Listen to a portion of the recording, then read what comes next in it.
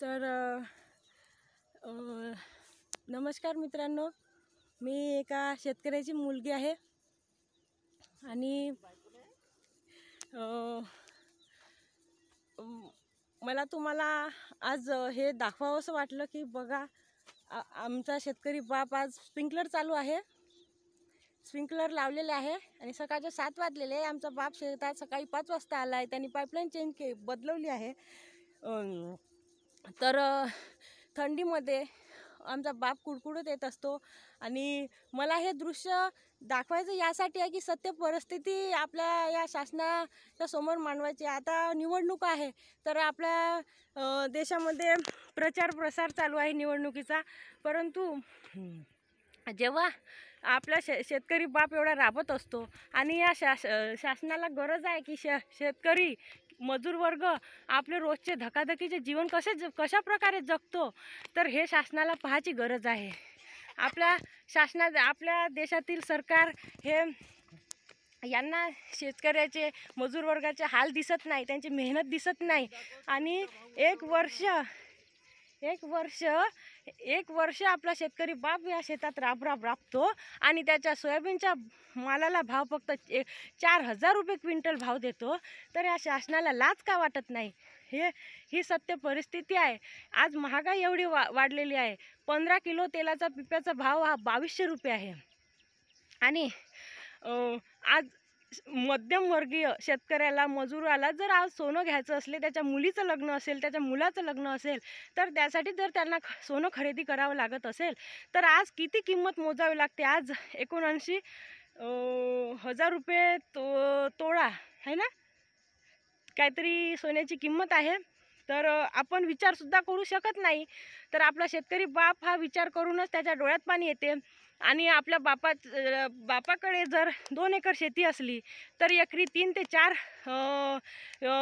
पोते त्याला सोयाबीन पिकते आणि त्याच्या सोयाबीनला भाव हा फक्त 4,000 रुपये आहे. तर मला सांगा, त्याला लागवडीचा खर्च, त्याला येणारा उत्पन्नाचा खर्च, खरंच त्याला जीवन कसं जगेल हे शासनाला समजण्याची वेळ आहे. आज त्यांचे पेट्रोलचे भाव वाढले. 2008 जर चित्र पाहिलं तर 4,000 रुपये क्विंटल सोयाबीन होतं. आज 2024 चालू आहे, तरी 4,000 रुपये क्विंटल सोयाबीन आहे. आणि हमी भाव 4,000 रुपये आहे, 4,000 समथिंग काहीतरी आहे. आणि 3,500 रुपये हे शेतकऱ्यांपासून खरीदल्या जाते. तर मला सांगा, हे आपला या राबणारा बाप वर्षभर त्याला तो दिवसभरच नाही तर रात्रीसुद्धा त्याला पाईपलाईन बदलवायला यावं लागते आणि त्याला पाईपलाईन बदलावं लागते. थंडी चालू आहे, तर एखादी मंत्री जर जात असेल तर त्याला कडक बंदोबस्त दिला जातो. त्याला प्रोटोकॉल असतो आणि आपला प्रोटोकॉल आपल्याला फॉलो करावा असतं. आपण जर रस्त्याने जात असलं तर पहिले त्यांच्या गाड्या जाऊ द्याव्या लागते. चोख बंदोबस्त असतो. परंतु आपला शेतकरी बाप हा रात्रीचे 2 वाजता, 3 वाजता, 4 वाजता त्याला माहीत असते की आपली पाईपलाईन केव्हा बदलवायची आहे, तेव्हा तो येत असतो. तर त्याला कुठल्याही प्रकारचा बंदोबस्त दिला जात नाही. आमचं म्हणणं फक्त एवढं आहे, शेतकरी बापाच्या मुलीचं, आमच्या शेतकरी बापाचं, आमच्या मजूर वर्गाचं म्हणणं फक्त एवढंच आहे की तुम्ही आमच्या पिकाला भाव द्या. आम्ही कितीतरी आज सुशिक्षित युवक आज बेरोजगार आहे. तर जगाचं कसं? आज एज्युकेटेड, आज क्वालिफाईड ग्रॅज्युएशन क्वालिफाईड झालेले मुलं आज 300 ते 400 रुपयाने मजुरी करायला शेतावर येतं. तर मला सांगा, 10 ते 12,000 रुपयात आपलं कसं भागेल? इतकी महागाई वाढलेली आहे आणि शासनाला हे चित्र बदलवायचं आहे. आपल्याच देशातील शेतकऱ्याला सोयाबीनला भाव द्यायला पाहिजे. कशाला आयात करायला पाहिजे सोयाबीनची? माझं म्हणणं आहे की आपल्याच देशातील टाटाकडे, आपल्याच देशातील वाटीकडे लक्ष द्या ना. बाहेर देशातला तांबे आणून कशाला घोटाळा करताय? मला म्हणायचं आहे की तुम्ही आता आपल्या शेतकऱ्याचे कापूस निघत आहे, तर आपल्या शेतकऱ्याला कापसाला भाव द्या. तुम्ही बाहेर देशातल्या कापसाच्या गाठ्या आणि कशाला आयात करता? तुम्हाला या शेतकऱ्याच्या व्यथा समजून घ्यायला पाहिजे. तुम्हाला बाहेर देशातले दौरे करायला नाही, तुम्हाला या शेतकऱ्याचे धकाधकीचे रोजचे जीवन तो कसं जगतो आणि तो रात्री बेरात्री कसा आपल्या शेतात येत असतो आणि वरून रानडुकरापासून त्याला त्याच्या पिकाला संरक्षण मिळावं म्हणून त्याला जागली सुद्धा झोपायला यावं लागतं. तर ही परिस्थिती बदलवली गेली पाहिजे. आपला बाप हा अडाणी आहे म्हणून आपल्या बापाची ही परिस्थिती आहे. तर हे परिस्थिती बदलली गेली पाहिजे. आणि हे चित्र जर आपल्याला बदलवायचं असेल तर याला एकच उपाय आहे की आपल्या शेतकऱ्यांनी एकत्रित यायला पाहिजे. आणि जोपर्यंत या आपल्या शेतकऱ्याच्या व्यथा जोपर्यंत शासन समजून घेत नाही, तोपर्यंत आपल्या या शेतकऱ्याची परिस्थिती बदलणार नाही. ही परिस्थिती बदलली गेली पाहिजे. आपल्या शेतकऱ्याच्या पिकाला भाव मिळाला पाहिजे. आणि समय बलवान आहे म्हणून चलेगी तो भगवान मर्जी चलेगी, मानव मर्जी नाही चलेगी. म्हणून समय बलवान आहे. मला शासनाला उपदेशून एकच म्हणावं असं वाटते की सही समय पे तय कर तुझे करना क्या है, न तू ये समय तय करेगा तेरा करना क्या है. आता हे तूर आहे, हे आपल्या शेतकरी बापाने हे तूर पिकवली आहे. आता हे सध्या तुरी फुलावर आहे आणि आता सरकारने इजिप्तमधून तूर आयात केली आहे, तुरीची डाळ आयात केली आहे इजिप्तवरून. तर आता आपल्या शेतकरी बापाची तूर निघणार आहे. कशाला आयात करायला पाहिजे? आपल्या देशातील शेतकऱ्याच्या पिकाला भाव द्या. तुम्ही 9,000 रुपये क्विंटल तूर आहे. तर 1 वर्षाचं पीक हे तुरीचं आहे. तर हे तूर इथे लावलेली आहे आणि यामध्ये त्यांनी कुठल्याही प्रकारचं मग नंतर पीक घेतलेलं नाही आहे, कारण तूर हे वर्षभराचं पीक असते.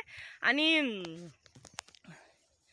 आता आपल्या शेतकऱ्याचं ज्यावेळेस आपल्या शेतकऱ्याचं पीक निघत असते त्यावेळी आपलं सरकार हे भाव उतरवून टाकते. आणि जेव्हा आता 1 वर्षापासून माल आहे, आपल्या शेतकरी बापाला खर्चाला पैसे पाहिजे आहे, त्याचे मुलं शाळेमध्ये जाते, त्याला इतर खर्चसुद्धा असते, व्यावहारिक जीवनाही आर्थिक जे काही आहे आवश्यक वस्तू त्या सगळ्या घेण्यासाठी त्याला पैशाची आवश्यकता असते. 1 वर्षापासून आपल्या शेतकरी बापाला आवक नाही, तर मग आपल्या शेतकरी बापाला आता तुरी निघते तर त्या विकाव्याच लागते. त्यावेळी सरकारचे भाव हे मालाचे घसरले जाते. ज्यावेळेस आपल्या शेतकरी बापाचं सोयाबीन निघते, ज्यावेळेस आपल्या शेतकरी बापाचा चना निघते, त्यावेळेस त्याचे भाव पूर्णपणे घसरले जाते. आणि जेव्हा आपला शेतकरी बाप बियाणे विकत घ्यायला जाते तेव्हा त्याला डबल भावामध्ये त्याला ते सीडचं उत्पन्न सीडचं चना म्हणा, गहू म्हणा, तूर म्हणा, हे डबल किमतीत त्याला विकत घ्यावं लागते. तर मला सांगा, आपल्या शेतकरी बापाची परिस्थिती केव्हा बदलणार? या शेतकऱ्याच्या व्यथा आपल्या शासनाला समजल्या पाहिजे. म्हणून आपलं मत हे अमूल्य आहे आणि सरकारला याची जाणीव करून द्या. तर आपल्याला संविधानाने अधिकार दिला आहे मतदानाचा. आपण एका मताचं एवढं महत्त्व आहे की आपण या भ्रष्टाचारी नेत्याला आपण मतदानाचा हक्क बजावून घरी वापस पाठवू शकतो. म्हणून योग्य उमेदवारालाच मतदान करा. तर विचार करा की एकदा जर मतदान केलं तर आपल्या वर्षभर म्हणजे आपल्या 5 वर्ष हे पिळवणूक केली नाही पाहिजे. आपल्या देशातील भ्रष्टाचार कमी झाला पाहिजे आणि हे आपल्या शेतकरी बापाचं जे दृश्य आहे ते बदललं गेलं पाहिजे आणि आपल्या बापाचे अच्छे दिन आले पाहिजे.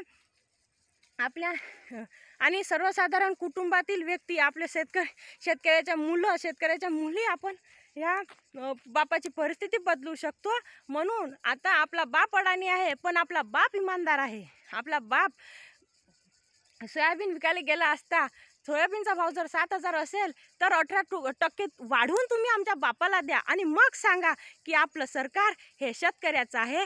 तर आजची तारीख हे 19 आहे आणि उद्याची तारीख ही 20 आहे. उद्याला मतदान आहे. तर विचारपूर्वक मतदान करा, नाहीतर शेतकऱ्यांची ही अवस्था आपली याहीपेक्षा खस्ती होईल. म्हणून कुठल्याही आमिषाला बळी पडू नका आणि आपलं मत हे योग्य उमेदवारालाच द्या. थंडीमध्ये कुडकुडत आमचा बाप येत असतो, पाईपलाईन बदलवत असतो आणि थंडीमध्ये त्याच्या नसा लागलेल्या असते. तर रात्री जागलीसाठी सुद्धा त्याला यावं लागते. तर ही परिस्थिती आपल्या बापाची बदलली पाहिजे. आणि हे जोपर्यंत दृश्य बदलत नाही, जोपर्यंत सरकारला आपल्या शेतकऱ्याची किंमत येत नाही, तोपर्यंत आपल्या शेतकरी बापाच्या अंगातलं फाटकं बन्यान बदलत नाही. आणि हे फक्त आपण करू शकतो. आपल्या मताला, एक मताला किंमत आहे. आपण हे फक्त आपला मतदानाचा हक्क बजावून करू शकतो आणि अशा भ्रष्टाचार करणाऱ्या नेत्याला घरी वापस पाठवू शकतो. नमस्कार.